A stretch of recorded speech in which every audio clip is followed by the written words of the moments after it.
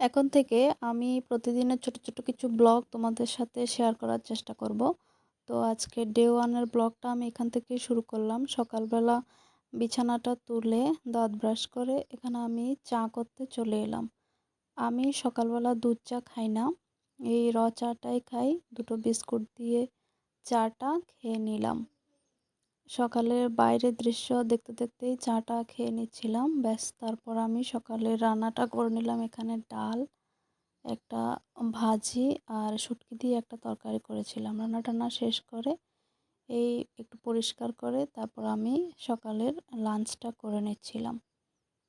আমার শাশুড়ি মার সাথে কথা বলতে, বলতে মজার, মজার গল্প করতে, করতেই সকালের খাওয়াটা খেয়ে নিচ্ছিলাম।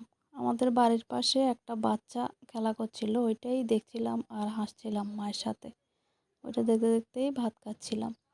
তো তারপর আর কি থালা বাসনগুলো ধুয়ে পরিষ্কার করে সুন্দর করে গুছিয়ে রেখেছিলাম। ব্যাস এইটুকুই হয়ে গেল। তারপর আজ যে আমি ব্লগ করব এটার কথা আমার মনেই ছিল না। আমি ঘুমিয়ে পড়েছিলাম। আবার সন্ধেবেলা যখন টিফিন করব তখন মনে পড়ল এই যে একটু ম্যাগি করেছিলাম। ব্যাস